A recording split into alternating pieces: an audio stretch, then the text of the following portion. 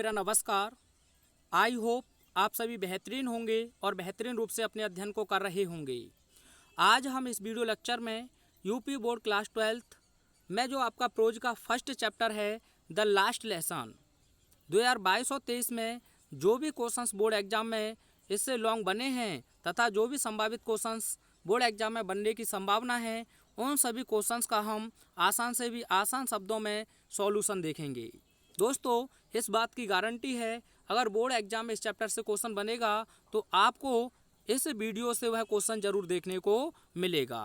अगर आपने इसके शॉर्ट क्वेश्चन आंसर की वीडियो नहीं देखी है तो आप चैनल की प्लेलिस्ट विजिट करें, जहां क्लास 12 इम्पोर्टेंट क्वेश्चन आंसर 2024 के लिए बनाई गई है। तो आइए दोस्तों, बिना समय को वेस्ट किए हुए हम इसके क्वेश्चंस का सॉल्यूशन देखते हैं। तो देखिए, आपका पहला क्वेश्चन इसे 2022 EH क्वेश्चन पेपर में पूछा गया है। व्हाट इज द रीजन, यानी कि वह कारण क्या है, that made M Hemal declare, जिसने एम हेमल को घोषणा करने के लिए मजबूर किया, दैट द लेसन, कि वह अध्याय, which he was going to teach, जिसे वह पढ़ाने जा रहे हैं, ऑन दैट फैटफुल डे, यानी कि उस महत्वपूर्ण दिन, was to be the last lesson, वह अंतिम अध्याय होगा। यानी कि वह कारण क्या है जिसने एम हेमल को यह घोषणा करने के लिए बाध्य किया कि जिस अध्याय को वह पढ़ाने जा रहे हैं उस महत्वपूर्ण दिन वह उनका अंतिम अध्याय होगा। तो आइए इसका आंसर हम देखते हैं। तो इसका आंसर आप लिखेंगे द फ्रेंच टीचर, यानी कि फ्रेंच अध्यापक एम हेमल डिक्लेयर्ड, यानी कि घोषणा किए।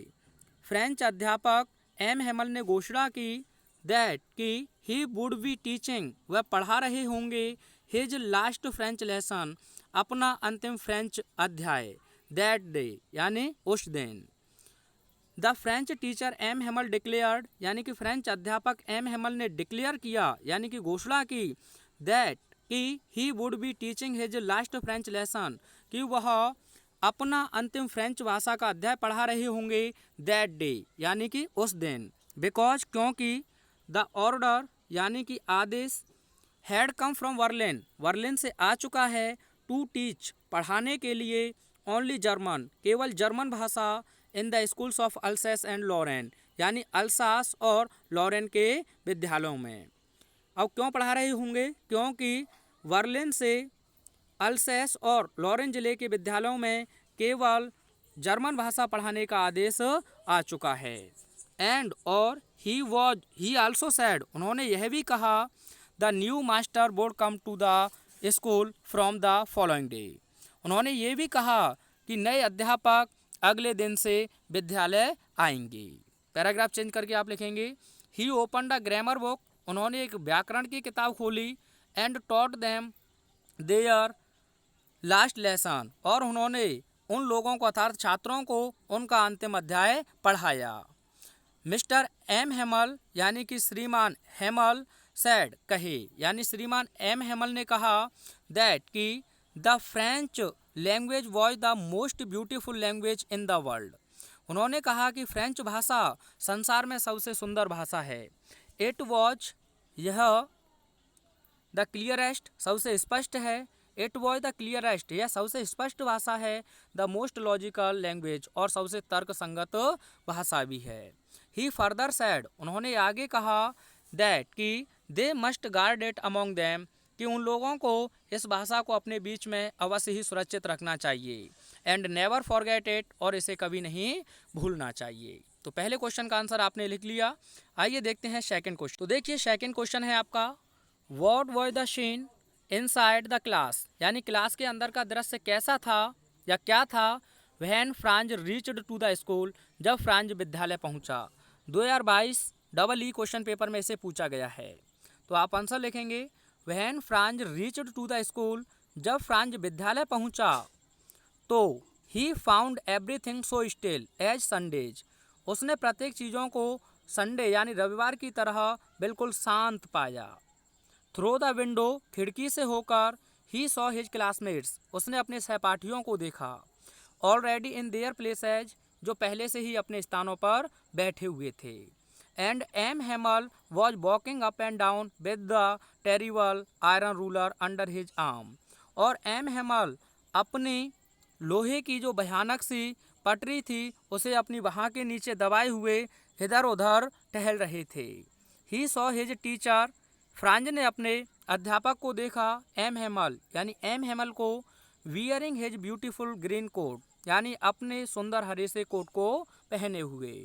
ही सॉ द विलेज पीपल, उसने गांव के लोगों को भी देखा, सिटिंग क्वाइटली, शांतिपूर्वक बैठे हुए, ऑन द बैक बेंचेज यानी पीछे वाली मेजों पर शांतिपूर्वक बैठे हुए देखा।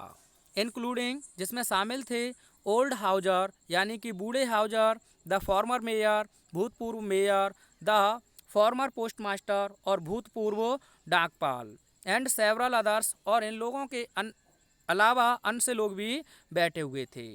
सो इसीलिए एवरीथिंग एंड एवरीबडी, इसीलिए प्रत्येक चीज़ और प्रत्येक व्यक्ति, वॉज स्टिल, शांत था, एंड साइलेंट दैट डे यानी कि स्थिर था और उस दिन बिल्कुल शांत था।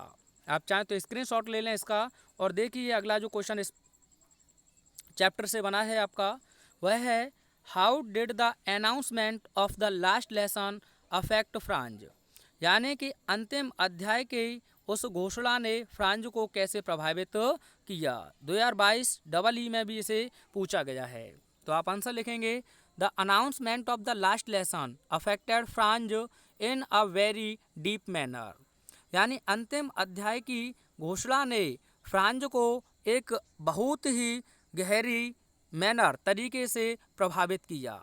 दोज वर्ड्स, वे शब्द, वर अ थंडर क्लैप, बादलों की गड़गड़ाहट की तरह थे, फॉर हिम यानी कि उसके लिए, यानी वे शब्द यानी कि जो घोषणा की गई थी वे शब्द फ्रांज के लिए बादलों की गड़गड़ाहट की तरह थे। ही स्टार्टेड टू थिंक, उसने सोचना प्रारंभ कर दिया था, about his mother tongue French, यानी अपनी मातृभाषा फ्रेंच के बारे में।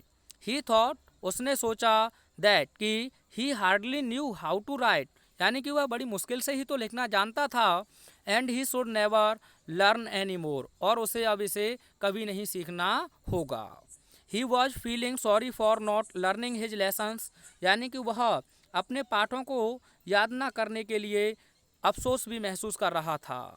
हिज बुक्स, उसकी किताबें, that had seemed such a nuisance a while एगो, उसकी किताबें जो थोड़े समय पहले एक आफत या मुसीबत के समान प्रतीत होती थीं, विच वर सो हैवी टू कैरी, और जो ढोए जाने के लिए इतनी भारी प्रतीत होती थीं।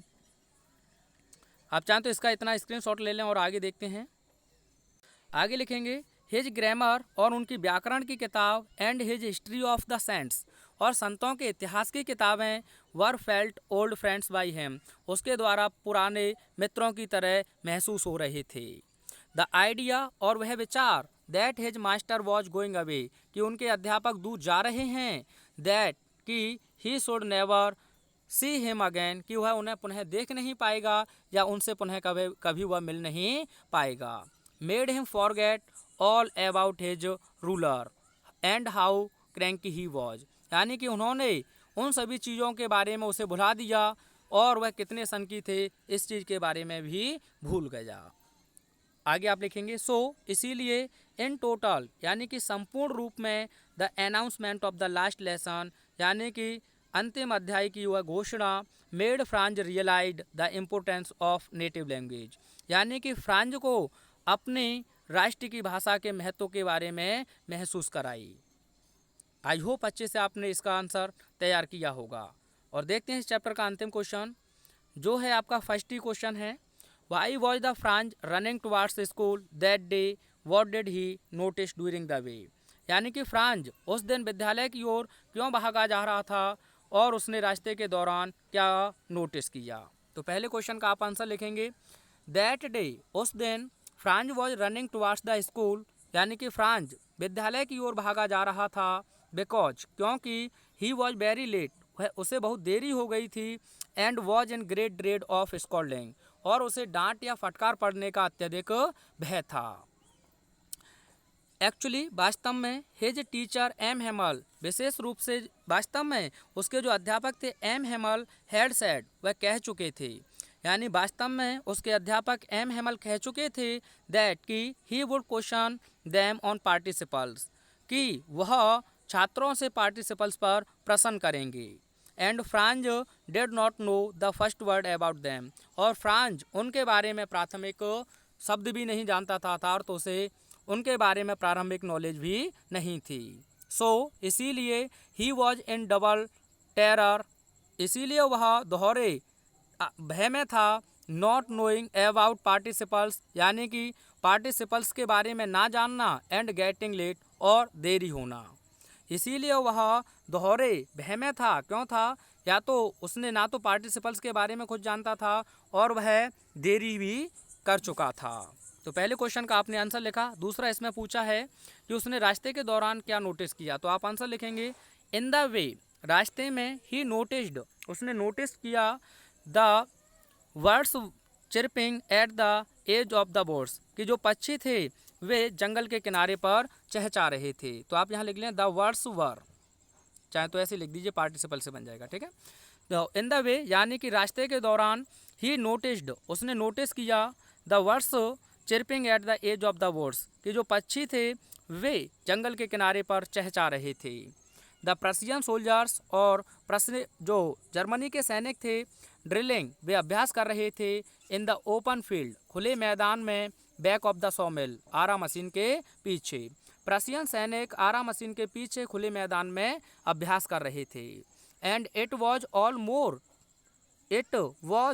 यह सब मच मोर टेम्पटिंग, अधिक लुभाने वाला था, than the rule for the participles, यानी पार्टिसिपल के नियमों की अपेक्षा, यानी कि ये सभी चीज़ें पार्टिसिपल के नियमों की अपेक्षा अधिक मन को आकर्षित करने वाली थीं। When he passed the town hall, जब उसने सभागार को पार किया, then he was called by blacksmith, तब उसे मुख्य जो लोहार था ब्लैक स्मिथ उसके द्वारा पुकारा गया। देन आप हटा देंगे, वहन के साथ कॉमा ही लगाया जाता है, ठीक है। ही was called by black Smith, तो उसे ब्लैक स्मिथ के द्वारा पुकारा गया। वॉक्टर, और उस ब्लैक स्मिथ यानी लोहार का नाम क्या था? Wachter. Who was there with his apprentices, जो वहाँ अपने प्रशिक्षकों के साथ था। एप्रिटियंस मान होता है प्रशिक्षक या चेले चपाटे आप कह सकते हैं। तो आई होप अच्छे से आपको यह भी क्वेश्चन लर्न हो जाएगा, बहुत ईजी है। वीडियो कैसा लगा कमेंट करके एक बार अवश्य बताएं। राजीव प्रकाशन का पूरा क्वेश्चन बैंक अगर आप चाहते हैं खरीदना, तो आपको इस नंबर पर मात्र 49 रुपये का फ़ोनपे करना है, और जैसे ही आपका पेमेंट होता है स्क्रीनशॉट लेकर आप भेज देंगे, तो आपको पूरा का पूरा Rajiv question bank PDF form में आपके व्हाट्सअप नंबर पर सेंड कर दिया जाएगा। तो मिलता हूँ नेक्स्ट वीडियो में, तब तक देखते रहिए हरेश क्लास।